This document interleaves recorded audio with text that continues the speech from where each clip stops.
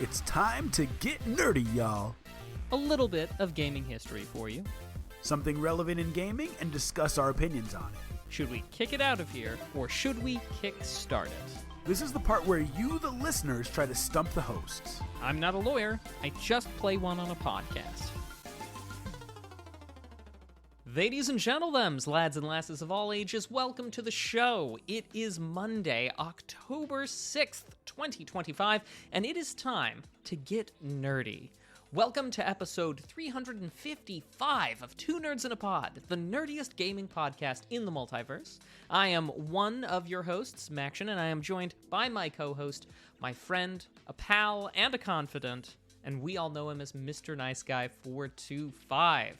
And for anyone new to the show, we're going to talk you through news, history, trivia, lawsuits, and everything in between as it relates to our favorite art form, video games. And normally we would start out and I'd say, Mr. Nice Guy, it's been a few weeks, how you doing? But before we get to that, I just want to say we have a sad announcement, and that is that the Podcast Awards this year, they were supposed to go on the other week. However, they've been postponed because of the sudden passing of Todd Cochran, the founder of the Podcast Awards and podcast OG, as they would say. He passed on, and they've not yet got anybody to take up that torch.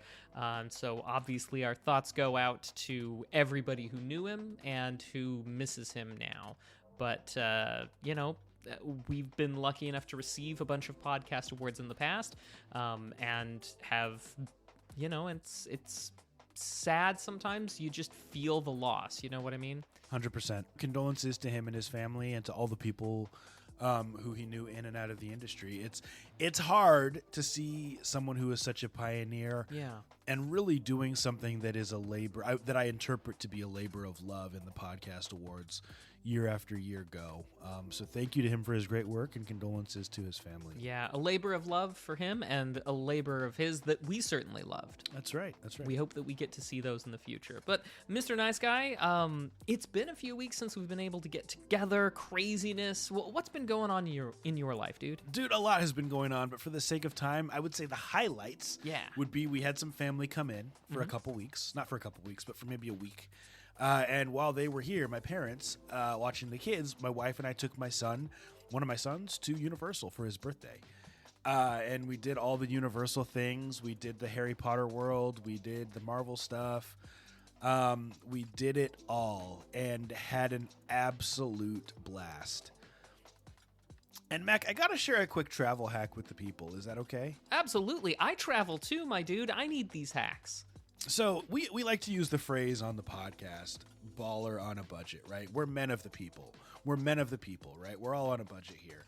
And so I would have never really considered staying at one of the Disney hotels. I'm like, you can just get a nice hotel that's cheap, that's inexpensive, that's going to get the job done. Here's the hack. If you stay at the Disney hotel, you get a free fast pass to the park. And you get an hour of early access, which I knew. But what I didn't know, what I found out this trip, Mac, is that you get fast passes on the day you check in and the day you check out. So, for the price of one very overpriced night at a Disney hotel, we got the cheapest Disney hotel we could find. We got fast passes for myself, my wife, and my son, times 2. Early access to the park, times 2. And it was absolutely amazing. It was fantastic. When you're on a time crunch like that, it's one of those things where you're like, wow, I really feel like a jerk skipping these lines.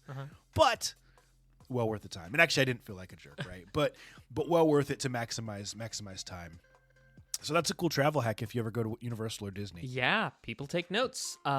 Let's see. On my side, Mr. Nice Guy, I would say highlight was primarily an astronomy festival that we put on over this way. Ooh. I did, because of a conflicting, stuff at work, I did have to still go in early on the days that we were doing it, and then I was staying late to do the astronomy festival because, most of that stuff happens at night. Wild. Yeah, late nights, early mornings for a whole weekend, and we also had friends over who came to help with the astronomy festival. Nice. But sadly, I didn't get a lot of chance to hang out with people because I was, working, and then it was festival time, but either way, it was a good time all in all, and wouldn't have traded it for the world.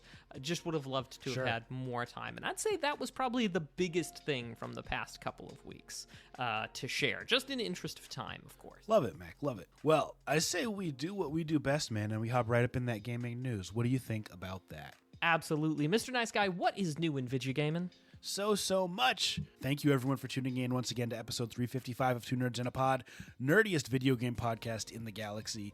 Mac, just for the sake of conversation, man, the Steam sale just ended. Yeah. I'll be honest, this is one of those times I didn't pick up a single game from the Steam sale. Mm-hmm.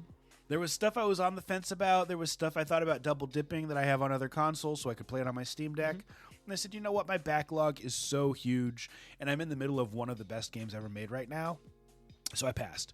Curious, did you pick up anything of note in the Steam sale this past time? I actually did not. Nothing on my wish list, and I'm trying to be a bit more thoughtful and deliberate about my game purchases. Me too. And nothing on my wish list actually really had much of a discount, if at all. So I just let this one go by without anything. But that's okay. Like you said, plenty in the backlog, and plenty new stuff to come, I'm sure. If you did pick up something awesome, let us know in the chat. We'd love to know about it. Mm-hmm. Mac, let's talk about Nintendo for a minute. Yeah. You may already know about this story, but this is, once again, Nintendo doing what Nintendo does best. Not just making good games, but also suing people about their intellectual property. This is on GameSpot.com, written by Blair Marnell. He writes, last year, Nintendo sued James Williams, a moderator for a Switch Pirates page on Reddit who posted under the name Archbox. Now Nintendo has set the damages it wants from court, and it could leave Williams with a penalty of several $1 million. Nintendo's legal complaint has been posted online, and it's asking for $4.5 million because it contends that William operated multiple Switch piracy sites, sold hardware hacks, and offered modified Switch consoles with pirated games. It also alleges that he refused to comply when the company sent him a cease and desist order.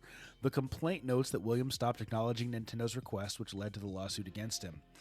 This goes on and on and on. It talks about Yuzu getting shut down, the 3DS emulator Citra getting shut down. Mm-hmm. Back in the day, when people would download movies or they would download music, there were rules that said you could be fined X amount of dollars for each instance of you downloading this intellectual property. Now it seems that Nintendo, at least, is going after who they perceive to be the big fish, the one who is supplying as opposed to the one who is using, so to speak. Mm-hmm. What do you think about this from a legal standpoint? Should they be going after the purchasers?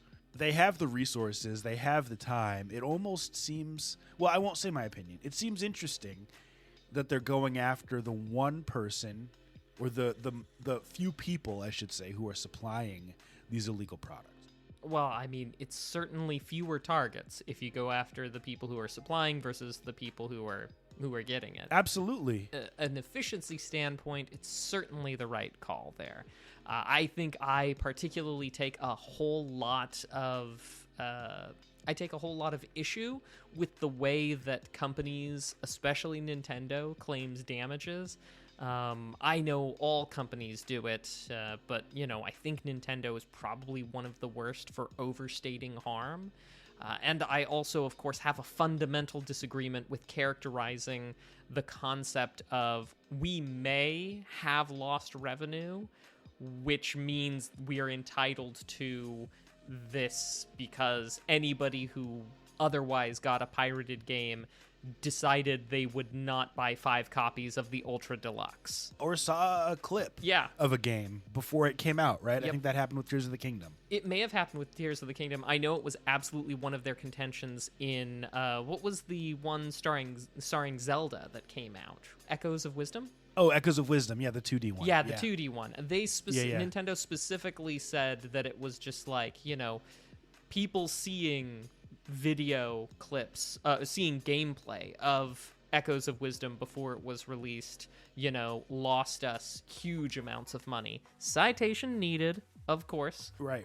Generally, I take issue with the numbers that they put on things, but it does definitely make sense to go after the suppliers. Sure, and I guess I'm not advocating for piracy. I'm not advocating for providing illegal materials. I just think it's very irrational to go after someone for that amount of money when you know that they don't have it. Now, I totally get what they're doing. Nintendo doesn't need that $4.5 million.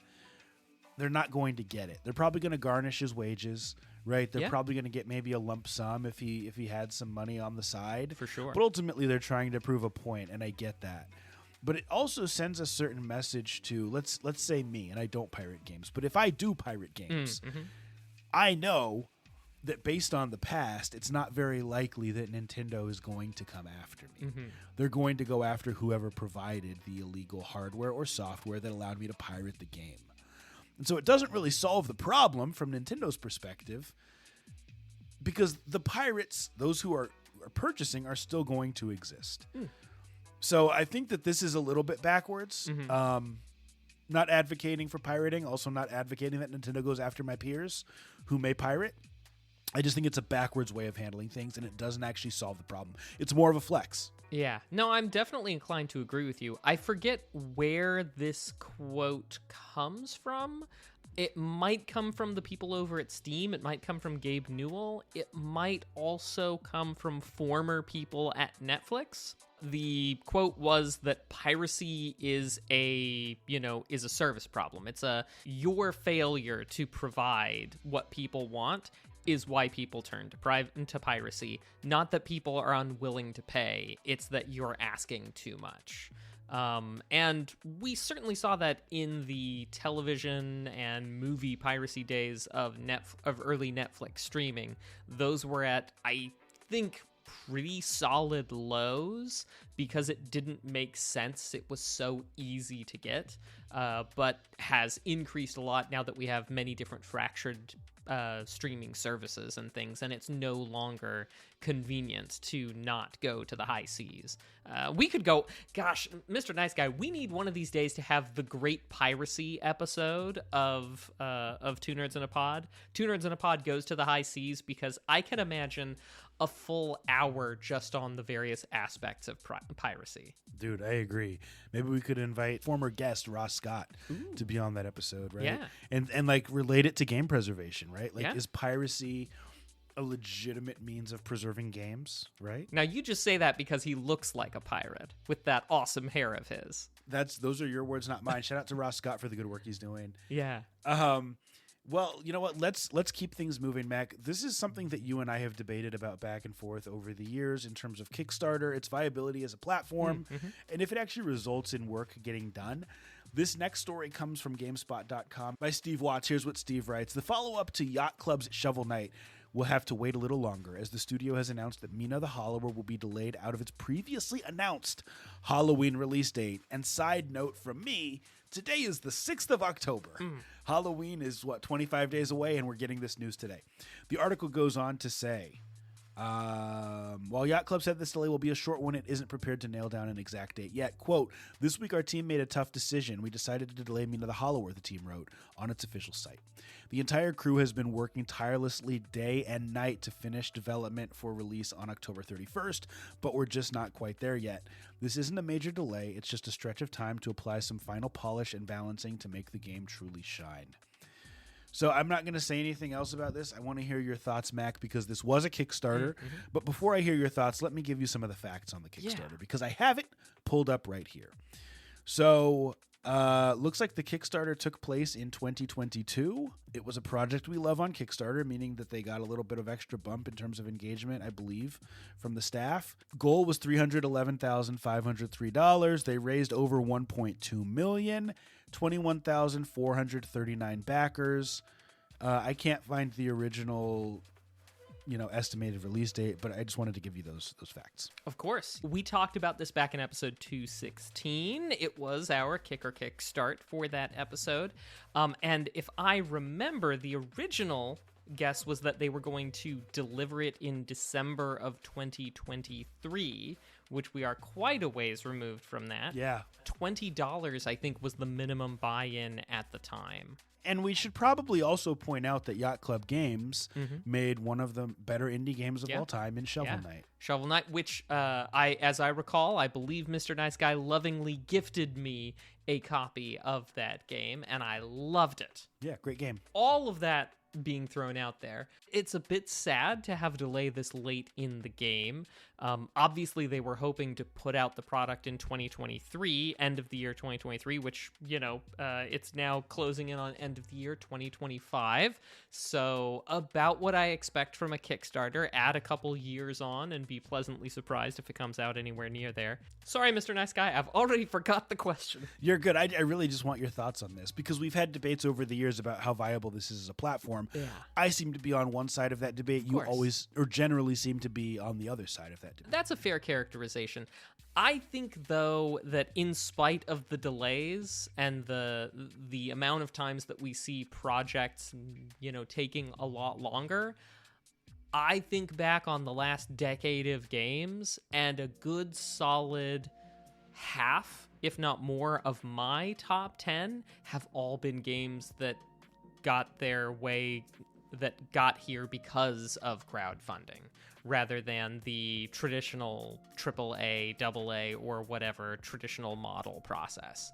So I think that the extra delays are kind of just the price of these games. And I don't think that this is the straw that breaks the camel's back with respect to Kickstarters, at least for me. Mr. Nice Guy, does this have you feel in a different way about Kickstarters? It frustrates me, because not in a positive way, because I did kickstart this one. I don't know if you did. I think it's interesting. Their goal was $311,000. They raised $1.2 million. They originally had a release date estimated of December 2023. We're now 2 years past that. So the good news is that because they got 4 times what they wanted, they had enough, hopefully, to pay their staff for the additional 2 years that it has taken. Yeah. But it begs the question, Mac, what would have happened if they had only gotten exactly or closer to the amount that they requested? Is this a game that we would never see because they wouldn't have had the funds to pay the excess time that it's taken to make it? Or would they have simply dug into the profits that they must have made from Shovel Knight because it was such a great game, right? So it doesn't matter if you are big or if you are small in terms of the size of your company. It doesn't matter if it's your first indie or your third or your fifth.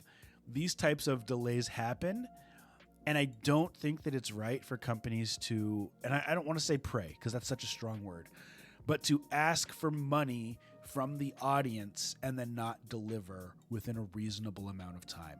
To me, this is class action lawsuit territory, and that may sound entitled, but I do think that there should be an obligation. I know there's fine print that says there's not. Yeah. But morally, I think there should be. Yeah, no, I hear you. It's one of those things where we talk a lot about legalese, especially as a whole segment of this show, every single time around. You know me, I feel very passionately about it, but I'll be the first to acknowledge that what is legal, what we did click agree to, is often not right, not moral. And I agree with you, Mr. Nice Guy. I think there needs to be better accountability.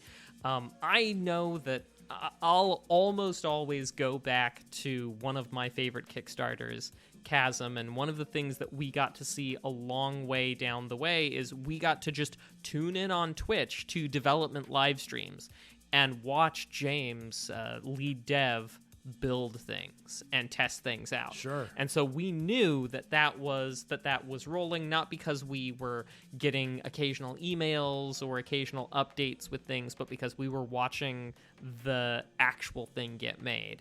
And I think that a lot more Kickstarted projects should take on that type of thing. In addition to, everything else. I know that sounds probably like big orders, but I feel like, yeah, we do need some certainty sometimes that you're actually making something and we're actually going to get something at the far end.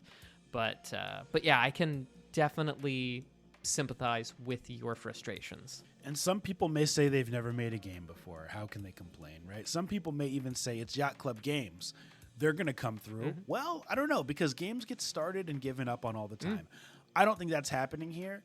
I just think that it's frustrating that 3 weeks before is now when you're realizing that the game is not going to come out. I don't have any shortage of things to play. I just think it's odd timing. And could you not have known a month ago, 2 months ago? I don't know. Sure. To me, this is just a silly situation. Maybe everybody at Yacht Club Games did like you and me and took a month off so that we could play Silk Song. Right. It could be. It could be. Which, real talk, is not why we've been gone for a month. It's just been life. No, but anyway, you know what, Mac? For the sake of time, let's move on. Kickstarter frustrates me. I've had very, very few good experiences as a backer. But I will say we have played over the years a lot of good indies that came as a result of Kickstarter that we maybe didn't fund on the front end. So there are success stories. Ones like this where it's a big company frustrate me because I feel like, I am not anti-big company. But I am a little bit anti-big company using this platform. And this is why. This is why. For much the same reasons, I am even more in the camp of big companies, you don't get to use Kickstarter, and this is why. You just got a bunch of pre-orders, Yacht Club. Yeah. So, now you're going to get a lot more money when it comes out. Come on, get it out on time. That's it. Yeah. That's news. All right. Well, now we turn with a little bit of a look to the past with some video game history. Mr. Nice Guy, this is October. This is when things start popping off because you got to get those games out so that they are available for the holiday season. So we've got no shortage of real good, interesting, impactful games. One that I've been tempted by that I'm just throwing out here because it's not going to happen for a while. But you know me, I love Final Fantasy Tactics, and that Ivalice Chronicles is a remake that I'm intrigued in. But we're not going there. This is history time. Mr. Nice Guy, this last week or so, in years before, we have had some amazing games. Where even to begin, 2011 with Dark Souls. Dude, there are whole genres of game that try to recapture the feel, the vibe of Dark Souls. There are game mechanics that, if not originated with Dark Souls, that style, we see it all the time because of its popularity in Dark Souls. Souls-likes. Yeah, Souls-likes. That's what we call them. And, 2011, we owe it to that. 1997 for the PS1, Castlevania Symphony of the Night. Again, practically a genre-defining. We talk about Metroidvanias. We're not talking about Castlevania 1 and Metroid 1. We're talking about Super Metroid and Symphony of the Night. Genre-defining. Yes. Mega Man 11 in 2018. Is that one genre-defining, Mac? I'd like to think so. No, it's just Mac's personal favorite is all. But I will give you a genre-defining that we're still... Whoa. Pause. Mega Man 11 is your personal favorite? No, You're kidding, the right? genre. Or the... Oh, got it. Yeah, the Mega Man IP. I can't not mention Mega Man when it comes up. But one that I will certainly argue that is definitely genre-defining, Baldur's Gate 3. So I think that Baldur's Gate 3 is absolutely going to be considered the gold standard for video game RPGs going forward. At one point in time, we would have said something like BioWare. We would have said something like Knights of the Old Republic is the example of what this genre should be. I think Baldur's Gate 3 is that moving forward. I know maybe a hot take. Yeah, it is a hot take, dude. I would love to dive into this just for like a minute or two. Let's do it. Because I don't know that you are correct. And this is someone who played like less than 2 hours of Baldur's Gate 3, had fun on my Steam Deck, and then realized, I just can't do this right now. And so I refunded it. But I recognize its brilliance. But here's my counterpoint. Skyrim, genre-defining RPG, in my opinion. It has been how long since Skyrim came out? A long time. And so a lot of like the quality of life, a lot of the graphical fidelity, a lot of the gaming improvements that have happened in the past decade weren't able to be applied to Skyrim simply because it came out so long ago. when the next Elder Scrolls come out, I think that could potentially pass up Baldur's Gate 3 in terms of being a genre-defining RPG, simply because PS3 to PS5, Xbox 360 to Xbox Series X is a really, really long time. Baldur's Gate 3 has the benefit of recency bias. That's it. It certainly could be. I think only time will tell. I think at this moment, not having experienced... I mean, I have experienced Skyrim. I've played it, I've beaten it, had a great time. I still think that Baldur's Gate 3 captures that lightning in a bottle, but reasonable minds can differ. I think that Skyrim is absolutely up there. If not Baldur's Gate 3, then I'd 100% join you on Skyrim there. I think it's close either way. And then there's so many others to mention, but I think the early section of October, specifically because of its position as at the beginning of the holiday purchasing season, is where we find so many games in history coming out that have just absolutely blown us away. And I think that will continue, or at least I hope may continue to blow us away in the future, although we're not quite so tied down to the holiday release schedules anymore.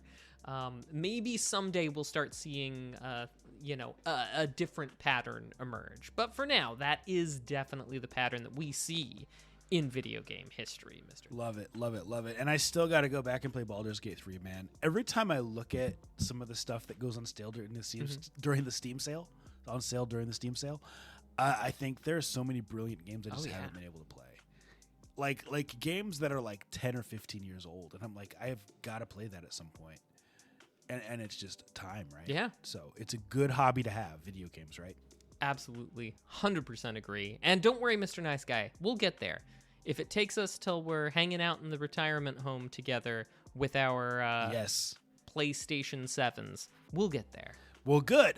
Thank you for that news, man. That was awesome. GameInformer.com today has our next segment article, and our next segment, as you know, is our topic of the week, a segment where Mac and I talk about something relevant in gaming and discuss our opinions on it. This one is by Charles Hart. He writes about Xbox Game Pass Ultimate is getting an overhaul and a 50% price increase. Here is what he writes. After a few years in the console's life cycle, it's common to see dips in price for its older games and hardware. But in 2025, the opposite has been true. This is a two-part conversation, Mac, because console prices have been going up. He says the latest culprit of rising cost of gaming is Xbox Game Pass, which we learned today would be getting new features, but a massive increase in monthly fees. Ultimate, the highest tier of the service, will cost 50% more, going from $19.99 a month to $29.99 a month. A breakdown of the new tiers is included below. I'll summarize these for you, Mac. Game Pass Essential, formerly as Core, is $9.99 a month. 50-plus games on PC, unlimited cloud gaming, etc., online console multiplayer. Game Pass Premium, the middle level, $14.99 a month. 200-plus games on PC, console, and cloud. New Xbox-published games within a year of launch. There's a bunch of other little things, right? But that's the gist of it. And then Game Pass Ultimate, the grand version of the product, $29.99 a month. 400-plus games now playable on PC, console, and cloud.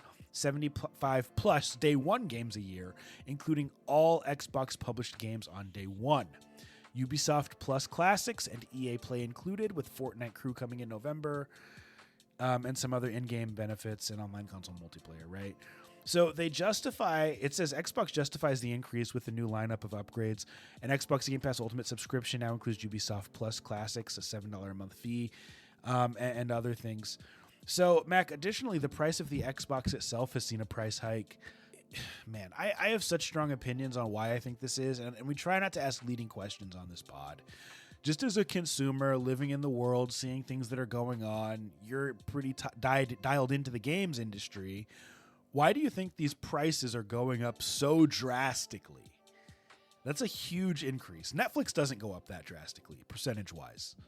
Well, I mean, I think they would if they could. Well, why can't they? They have a lot of movies and shows on there. Indeed. Well, and they certainly have done large price bumps in the past. I don't know if they've done a 50% boost, but I feel like I've definitely seen them do multiple 20% boosts within a 3-year period. I think I've seen them do 2 20%ers. Okay. I think I can understand with respect to the console that there might be a lot of the, of the tariff trade war nonsense that's going on in the United States that's impacting electronics and is really increasing those prices and costing them. For the hardware, you're saying? Yeah, for the hardware especially, yeah. That the hardware costs them more, and of course they're not going to foot that bill. They never do. The incidence, the burden of tax rests with the consumer. That's Econ 101. And yeah, so I can certainly understand why that went up in price rather than going, as is tradition, down in price. Additionally, inflation is a concern. We all know that.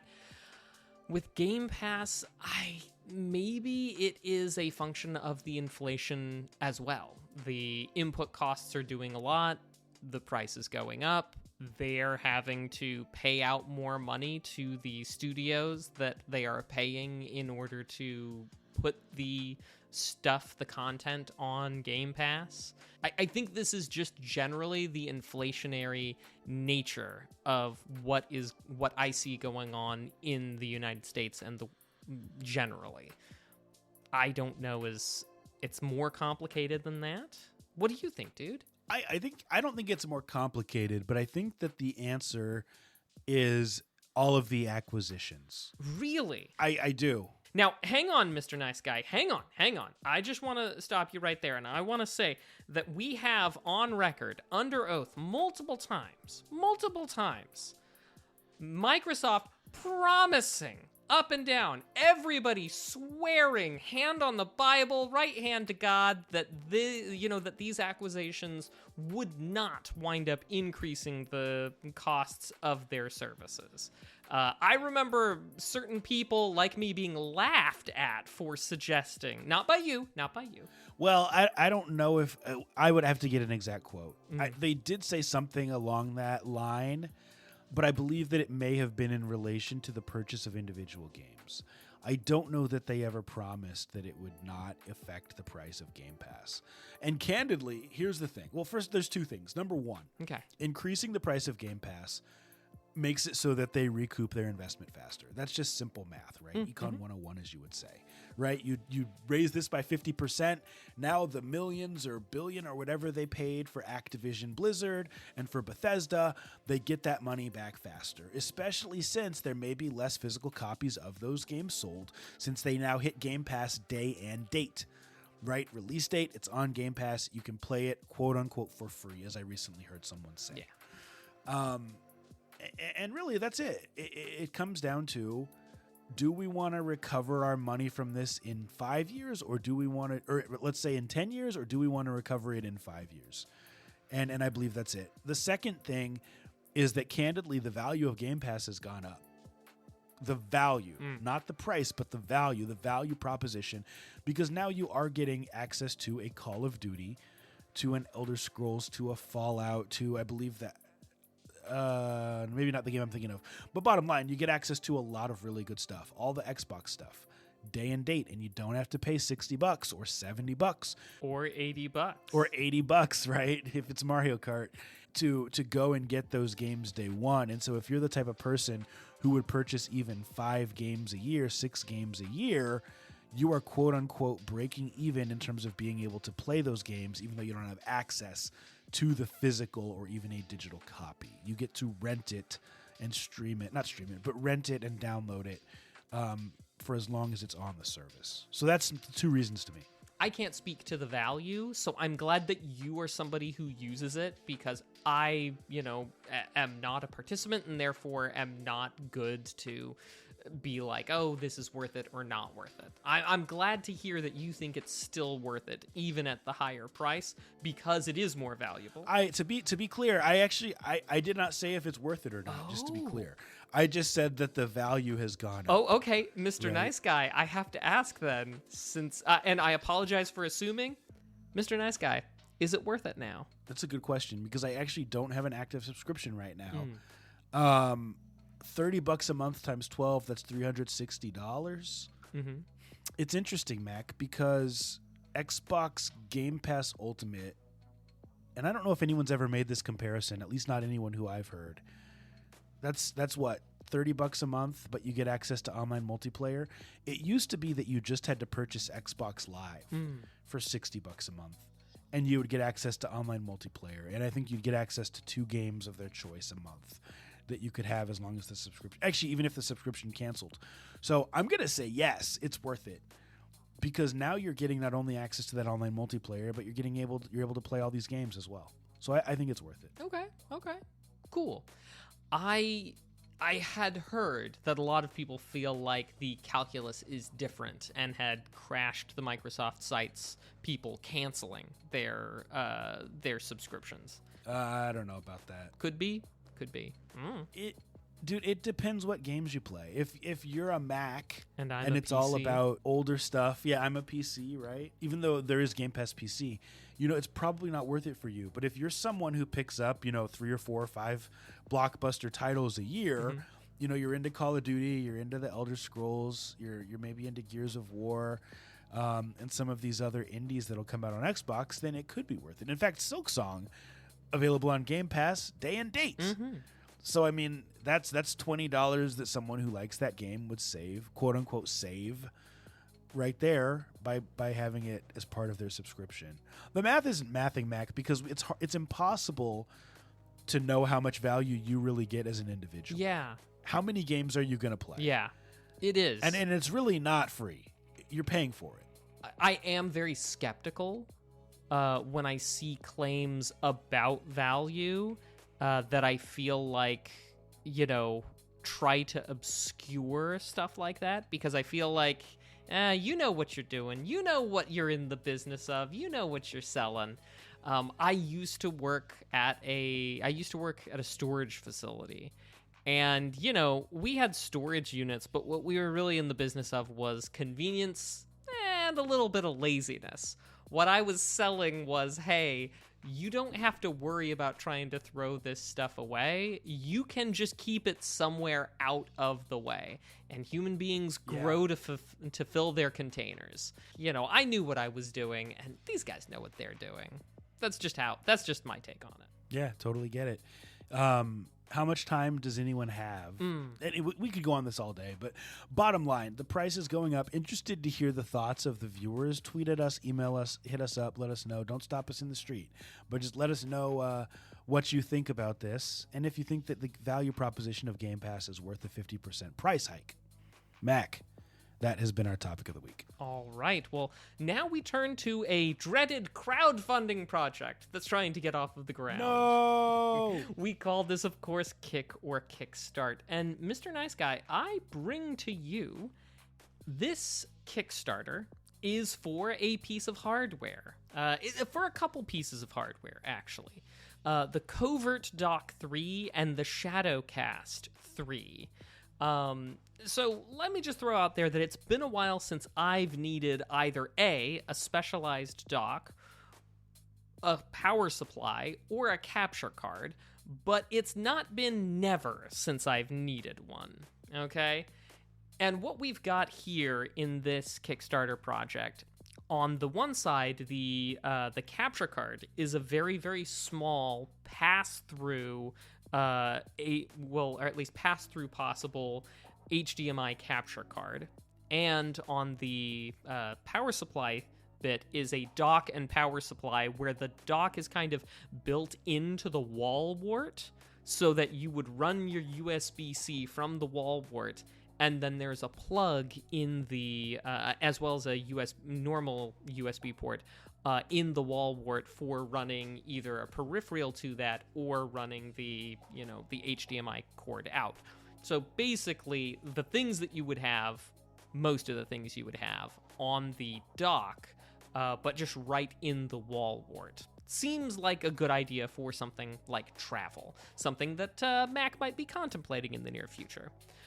Also, the capture card itself is supposed to be particularly small form factor, as what they were going for was hooking these things up to your docks or behind the docks on like the Switch or something. That's designed to fit in that kind of footprint. If you're interested in that sort of thing at all, have a look at the Kickstarter.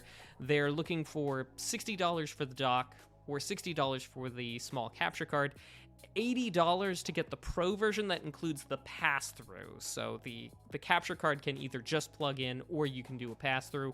And if you want the full combo for all the kit and caboodle, $150 for it. So relevant, especially relevant for people like us, Mr. Nice Guy, is that the capture card is supposed to be programmed to work as a camera feed. So in something like OBS, for example, if we were, I don't know, say live streaming, we would, in theory, have it work fairly seamlessly with the program. And they're looking to ship in December, and they blew through their funding goal in minutes. Because they asked way less than they needed. But yeah, Mr. Nice Guy. I mean, it just upsets me. Yeah. There's no way they were making this for $16,800, and that was their goal, and they're at $952,000 in terms of amount raised. And once again, they knew what they were doing here. Mm-hmm. Here's my skepticism about this, Yeah. and why I may end up kicking this, because you've really given some good use cases, but notice of all the hardware that they have shown here, it's everything but a phone. So they have your Switch, they have your Steam Deck, they have your laptop, they have your iPad, they have all types of things, but many modern TVs pair with your phone or your iPad via a screencast that's built in, and that can be done very, very seamlessly over Wi-Fi. And so as someone who travels and gives presentations, I am often carrying an HDMI cord just in case. I don't know that something like this is as relevant as they think it is. And I think that now that I'm seeing this, one of the features I would hope that they put in the Steam Deck 2 and in other new hardware is the ability to screencast, because it eliminates the need for things like this. And so I don't know how long this will be relevant, and I feel like it could be obsolete in a very short time. Well, it's entirely possible that it could. I know personally that I've got my setup for live streaming stuff, especially if I'm working on original hardware. I've got things that I can use, but that little travel capture card really speaks to me, even if I'm, even if I'm not really going to use it, and the wall wart and everything. Now, it is supposed to ship in December, which is a pretty quick turnaround, couple of months in comparison to that. But who knows, maybe we'll add on the Mac couple of years, just like I do to all the Kickstarters. But I will say that Genki, the brand that they put their stuff out under, has a little bit of a colorful past. There is some dissatisfaction from some past backers on some of their past items, and some claims about them not doing a good job supporting previous equipment, which makes me a bit hesitant. But another is that they recently settled a lawsuit from Nintendo for using their trademarks in mock-ups for stuff before the Switch 2 was unveiled. And I don't think it cost them too much money as a company, but it did cost them something for using, mock-ups of the Nintendo Switch 2 to demonstrate, hey, look, we are making we're making peripherals for the Switch 2. So, I similarly have some hesitancies, mostly as a result of their track record. I like the idea. I like the form factor. I was going to say kick it, mostly because I just am worried that they're not going to do a good job supporting this in light of some of the past comments on their Kickstarter pages. Yeah, I feel the same way. It looks slick in the video. Oh, it does. But once again, I feel like more cords, more docks is just not what I need. And I feel like there are probably, if you were to Google, a lot more efficient ways of doing something like this without having to purchase something that's that's a variable, right? We don't know if they're going to support it. We like, there's just too many variables here. Yeah. So that's my thought. Also, I don't like when you lowball with your pledged amount. Yeah, bring us realistic goals. So I'm going to say kick. And I'll say kick as well. I think if I see it on market in, say, a year or so, and it looks like things are still going good, maybe I might pick one up. But kick it for now. That has been Kick or Kickstart, and now it is time for a segment we like to call Nerd Flex. A woohoo! A segment where you, the viewers, try to stump the host. Sometimes you do, sometimes you do not.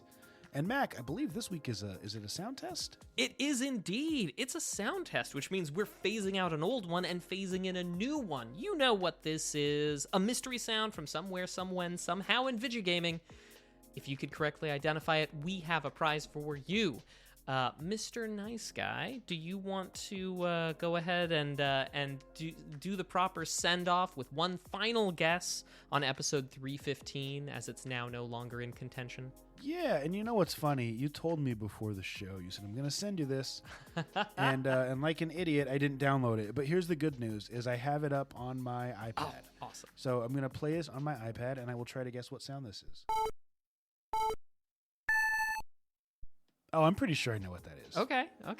That sounds like this. It's too fast for that, though. I was going to say the Mario Kart starting sound, but it sounds too fast for that. Like it's like dun, dun, dun, as opposed to boop, boop, boop. Like that's the speed of Mario Kart. Mm-hmm. But I'm still going to go Mario Kart. Regardless. An excellent guess. You are close. It's definitely a racing game. It's from an arcade game, specifically Hang On. That's the one that had like the plastic motorcycle that you would get on and lean back and forth. Some good times in the arcades with that one. Well, now that it's been revealed, that one's off of the table. The new one for here, episode 355, coming at you now. I am dropping out of this yogurt convention. There's no fruit at the bottom. All right, good luck. Well, Mr. Nice Guy, I guess it's time for us to try some trivia, yeah? Let's do it. And speaking of arcade games, Mac, we have the test bank here, and the first question that comes up from our randomly generated library of questions is a special round, Woo-hoo. which is name 3 shmups. Ooh. Shmups standing for shoot 'em ups. Yeah. This is a genre I like. Let's let you go first. Oh, okay. I'll start. What's it? Is it 1941? I think is a classic. And 42 and 43. Oh, yeah, okay. 42, 43. Hey, that's 3 already. Yeah. Let's see how many more we can do. This is a special round after all. One of my favorites, and I still play this game. There's a lot of really good Raiden games. It's called Raiden. Mm-hmm. Raiden for the SNES, fantastic game. Played on the Analog Pocket every once in a while. Great. Nice. There's one for the TurboGrafx 16 called Lords of Thunder, I believe, and it has, I'm given to understand, an incredible soundtrack. I mean, it has an incredible soundtrack. I've heard it. It's great, but but I'm pretty sure Lords of Thunder is the name of that one. I also think I've got 1 or 2 more in me, Mr. Nice Guy. There's one. I believe it's a Japanese game. It's called Dodonpachi, I believe. And I'll have to fact check myself on that, but I believe it might even be a side-scrolling shmup, but it's a great game. There's one I believe I've seen on the NES called Type R. Yeah, there is. Yeah, and then there's one, is it like Gravitron? It's not Galvatron. That's a person we know, but Galaga? Yeah, Galaga, yeah, 100%. Galaga. Yeah. Okay. Cool. And I think I've tapped out of my shmups. It's not exactly my genre. One of my more rare Game Boy games, and I can't remember the name right now, but it's basically, I believe, like a Japanese version of R-Type. I'm going to look up the name later. It's funny, the story of how I got it, but we won't get into that right now. A really good shmup for Game Boy. But Mac, I think we've named more than 3. Oh, yeah. So, let's flip this and see what we got. We got 1943. Nice. Is one of the answers here. We got Tyrion, we got Galaxian, and did you say Lords of Thunder? I did say Lords of Thunder. Well done. It doesn't list any of the other ones, but we do know that they are all shmups. Excellent. So we know that is right. All right, Mac, here's a great question. This is so funny because I'm going to have no idea, but you might be able to save us here. What is the Game Boy Advance Kingdom Hearts game? What is the Game Boy Advance Kingdom Hearts game. I've never been into Kingdom Hearts. My brother's tried to get me in it. He sent me the collection on PlayStation. I can't get into it. Kingdom Hearts 2.5? Something like that. 2.5D, maybe? Yeah, something like that. Rolf Final answer. does confirm that Dodonpachi is a shmup, and is Donpachi the first part? Thanks, Ralph. I appreciate that, man. We got some brilliant people who hang out and watch this. We do. So let's see what the answer is to this one. By the way, I forgot to mention, if you're here live, oh, they know by now. if you have a multiple choice gaming related question, you could put it in the chat and Mac will use nothing but our noggin. People have been shy with the questions lately, and candidly, I'm out of practice. It's been a few weeks since we've recorded. So anyway, all right, let's see what the answer is for this Game Boy Advance game. It's called Chain of Memories, which I never would have. Memories. I knew that one, but I didn't think that was the one. Okay. Mac, this is one that's going to require us to just kind of think through it, and maybe we'll get it right. This is a great question. What year was it released? Ooh. The Atari Lynx. What year was it released? The Atari Lynx. Okay. Now, Mac, I can tell you, and correct me if I'm wrong, I believe the Atari Lynx was the handheld Atari. Right, you are. Gray, like some orangish trim, not the most attractive form factor, but it's the physical handheld Atari. Yeah, and I want to say that it had a color screen. Yeah, so after Game Boy, probably, right? Yeah. Post Game Boy. Yeah, but of course the Game Gear wasn't that long after the Game Boy, and it had True. a color screen. So, but I think you're right. I True. think we're aiming for the 90s. Early 90s. Yeah, early 90s, late 80s. I would say 1991. That's what I would say too. I feel like 92. I don't know. I just feel like 92 I would have been paying attention. And I would have maybe seen one of these around. 91, it was all about the Game Boy and about Nintendo, at least in my world. And I it's funny because I never knew anyone who owned an Atari Lynx. Me neither. Maybe it just wasn't like that good of a system. I think so. Or that popular. The advertising wasn't there. You weren't seeing it at Toys R Us. Yeah. So, yeah, I'm gonna go with you. We'll go 91. Final answer. Watch it be 89. Oh my gosh, it actually is 1989. Ah. Okay. But that's okay. Should have gone with my gut, but we'll take it. We learned something new today. That has been Nerdflex. All right. Well, now we turn to a little bit of legalese. Legalese. Now, Mr. Nice Guy, as you know, I'm not a lawyer, but I do like to keep an eye on those wily people over at Nintendo.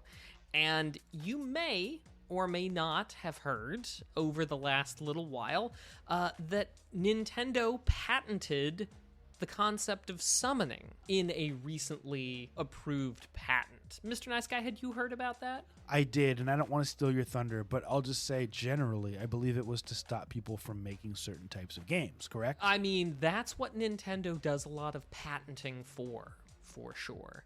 But let me just throw a couple of things, some background, if you will, some things to keep in mind, right? The patent office is a group of people, and those people can make mistakes. And boy, oh boy, Mr. Nice Guy, have I seen a lot of mistakes in the years researching for this show, or at least things that I think are mistakes. Also, another thing to keep in mind is that there are a lot of patents and trademarks filed each and every year. Absolutely. In 2024, 700,000 new patent applications and 450,000 new trademark applications were filed. And as of a couple days ago, there was a backlog of almost, more than 800,000, close to 1 million unexamined applications. And, you can actually check those numbers at the U.S. Patent Office website, or you could. Let's not delve too deep in that. Now, like most of the federal government, there have been a lot of big shakeups since January of this year. And a good example was the demand for government workers to return to office in February. Now, the United States Patent Office was actually one of the earliest government agencies to do remote work, dating back 30 years to the age of fax machines.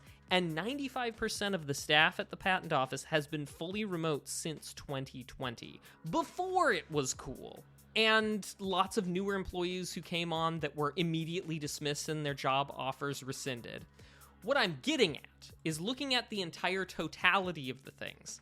The patent office was already pretty overloaded in the first place, and things have not gotten better for the patent office. So let's spare a thought for the poor patent officer who is already crunched under a huge weight and is getting these patents through.